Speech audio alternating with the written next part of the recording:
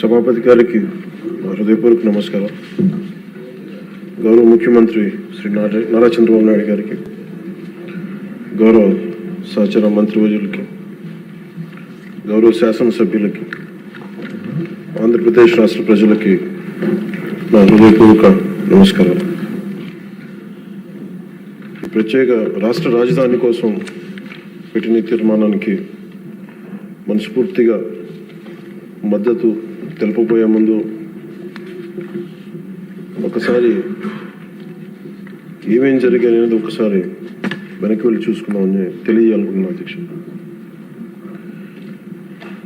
భాషా ప్రయుక్త రాష్ట్రాలు భారతదేశంలో ఏర్పడ్డాయంటే దానికి మూలాలు 1952 అక్టోబర్ 19వ తారీఖు నుండి అంకురం జరిగింది. 51 సంవత్సరాల వయసులో 58 రోజులు ఆమర నిరాహార దీక్ష చేపట్టిన పొట్టి శ్రీరాములు గారి త్యాగ ఫలితం ఆంధ్ర రాష్ట్ర ఏర్పాటు. దానిని ఆధారం చేసుకొని అనేక భాషా ప్రయుక్త రాష్ట్రాలు ఏర్పడ్డాయి. మన దురదృష్టం, అప్పుడు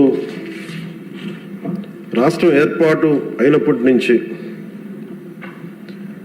1953 అక్టోబర్ 1 కర్నూలు రాజధానిగా ఏర్పడినప్పటి నుంచి ఈ రోజు దాకా ఇంకా మనం రాజధాని గురించి కొట్టుకుంటున్నాం. ఇక్కడ ఉండాలా, అక్కడ ఉండాలా. పొలిటికల్ స్టెబిలిటీ, స్థిరత్వం ప్రజలకి చాలా చాలా అవసరం.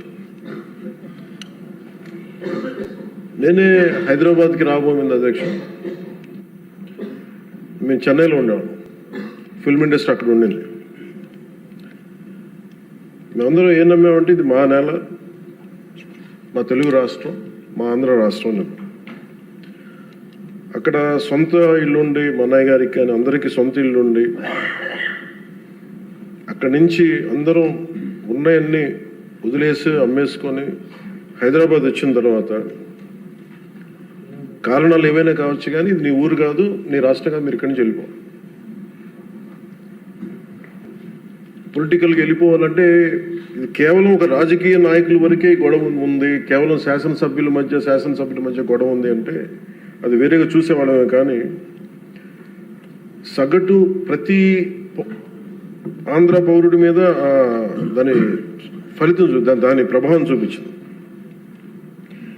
నాకేమనిపించిందంటే, ప్రత్యేకించి చిన్నప్పటి నుంచి అందరం దేశం అంటే ఇష్టం, జాతీయ భావాలు, నేషనలిజం, ఈ భావాలతో పెరిగి భాష కానీ, కులం కానీ, మతం కానీ ఇవన్నీ మనకు చాయిస్ లేవు, ఇక్కడ పుట్టామనుకుంటాం. కానీ లోపల భావం అంతా జాతీయతే ఉండేది, జాతీయ భావాలే ఉండేవి అందరు.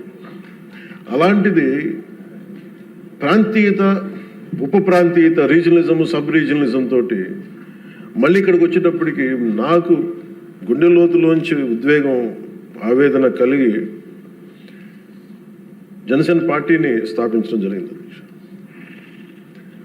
అలాంటి సందర్భంలో తెలంగాణ అంటే ఇక్కడ ఉన్న లోకేష్ గారు కానీ, నాదెండ్ల మనోహర్ గారు కానీ, గౌరవ మంత్రివర్యులు,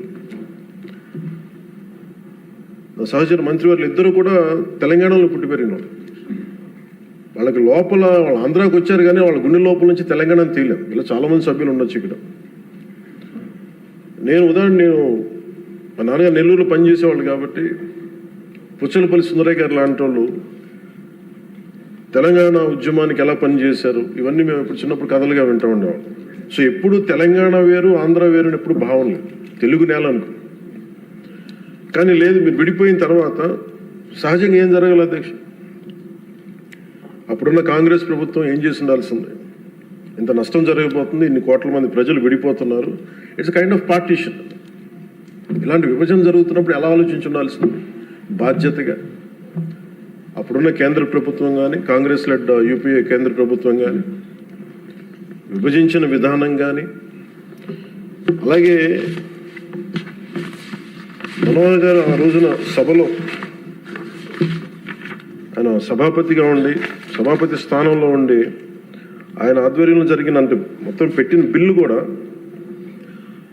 the house while rejecting the AP Reorganization Bill 2013 resolves to request the Honorable President of India not to recommend the AP Reorganization Bill 2013 for introduction in the Parliament, as the bill seeks to bifurcate the state of Andhra Pradesh without any reason, basis, and without arriving at a consensus in utter regard to the linguistic and cultural homogeneity and economic and administrative viability of both the regions.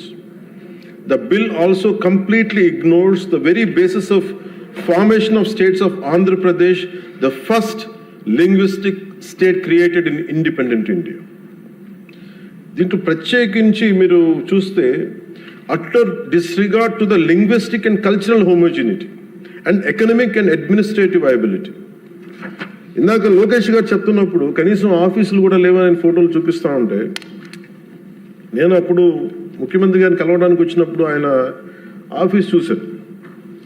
ఏదో engineering ఆఫీస్లో కూర్చొని ఆయన చేసే విధానం ఉంటే, ఆయన quiet అన్ optimist కాబట్టి, ఆయన చాలా బలమైన ఆశావాది కాబట్టి, ఇక టెంట్ వేసుకుని మనం చేద్దాం, డెవలప్మెంట్ చేద్దాం అన్న ముందుకు తీసుకెళ్తా ఉన్నారు అధ్యక్ష. ఇలాంటి సందర్భంలో దీనికి ఒకసారి ప్రజల దృష్టికి కూడా తీసుకురావాల్సింది. అసలు భాషా ప్రయుక్త రాష్ట్రాలు కనుక పొట్టి శ్రీరాములు గారి ద్వారా జరగకుండా కనుక ఉంటే ఏం జరిగి ఉండేదనంటే, ఇది మనందరికీ చాలా చాలా అవసరం అధ్యక్ష. తెలుసుకోవాల్సిన, ప్రజలు కూడా తెలుసుకోవాల్సిన అవసరం అందరికీ ఉంది. ఆంధ్రప్రదేశ్ రాష్ట్రం ఏర్పడకుండా కనుక ఉండుంటే భాషా ప్రాతిపాదికన తెలంగాణ ఈ రోజున మహారాష్ట్రలోని, తెలంగాణ పూర్తి తెలుగు రాష్ట్రం వెళ్ళేది కాదు అధ్యక్ష.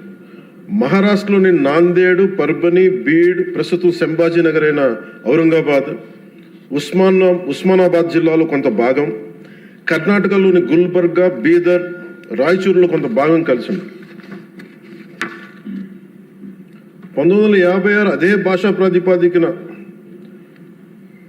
ఈరోజు కేరళ ఏర్పడింది అంటే, మద్రాస్ ప్రెసిడెన్సీ నుంచి మలబార్ జిల్లా, కాసర్గోడ్, ట్రావెన్కోర్, కొచ్చిన్తో కలిసి మళ్ళీ కేరళ రాష్ట్రం ఏర్పడింది. అలాగే ఈ రోజున మనం చెప్తున్న మైసూర్ దీని రాష్ట్రం, బళ్ళారి, కొల్లేగల్ తాలూకా, సౌత్ కెనరా కలిసి కన్నడ మాట్లాడే ప్రజలు కర్ణాటక రాష్ట్రం ఏర్పడింది. బాంబే ప్రావిన్స్, మహారాష్ట్ర, గుజరాత్ ప్రత్యేక రాష్ట్రాలుగా ఆవిర్భవించాయి. తర్వాత పంజాబ్, హర్యానా, అన్ని రాష్ట్రాలు భాషా ప్రయుక్త రాష్ట్రాలుగా మన ఆంధ్రప్రదేశ్ త్యాగంతో నలిగిపోయి ఉనికితో ఏర్పడ్డ తర్వాత తిరిగి మనకి ఒక రాష్ట్రం కావాలి, మనకి ఇది కావాలంటే ఈరోజు రాజధాని లేకుండా ఇన్ని 70 సంవత్సరాల పై, దాదాపు 68-70 సంవత్సరాలు అయినా కానీ, 6 దశాబ్దాలు దాటినా కానీ ఇంకా మనం ఒక రాజధాని లేని రాష్ట్రంగా, ఇంకా సరైన వసతులు లేని రాష్ట్రంగా, ఒక అడ్మినిస్ట్రేటివ్ సౌకర్యాలు లేని రాష్ట్రంగా, ఒక హైకోర్టు సమూలంగా బలమైన హైకోర్టు లేని రాష్ట్రంగా ఇంకా మనం కొట్టుకుంటానే ఉన్నాం. ఇది నిజంగా చాలా ఆవేదన కలిగించేది, చాలా బాధ కలిగించేది. ఒకసారి అనిపిస్తుంది అసలు భాషా ప్రయుక్త రాష్ట్రాల ఏర్పాటుకు లేకుండా ఉండి ఇంకోలా ఉండేదేమో పరిస్థితి అని. మన అన్ని రాష్ట్రాలకి దేశం మొత్తం మీద మనకి జాగ్రఫీలు మార్చి మన జాగ్రఫీని తుడిచిపెట్టేసుకుని అటు ఇటు ఇంకా కొట్టుకుంటా ఉన్నాం. ఒక క్యాపిటల్ లేదు, ఇంకోటి లేదు. ఇవన్నీ నేను ఆలోచించే 2014లో బేషరతుగా ఎలాంటి కండిషన్స్ లేకుండా ఒకేసారి కూర్చొని నేను ఎందుకు చంద్రబాబు నాయుడు గారి నాయకత్వం తెలుగుదేశంకి మద్దతు పలికానంటే, ఇది నా దేశం మీద ఉన్న ప్రేమ, నా ఆంధ్రప్రదేశ్ నేల మీద ఉన్న గౌరవం. ఇది ఎందుకంటే ఆయన లాంటి వ్యక్తి ఒక 4 దశాబ్దాల అనుభవం ఉన్న వ్యక్తి, నాయకుడు. ఆయన లాంటి వ్యక్తి చేతిలో ఆంధ్రప్రదేశ్ ఉంటే చాలా బాగుంటుంది. వారు నిర్ణయం తీసుకున్నారు అమరావతి రాజధానిగా ఉండాలి అని.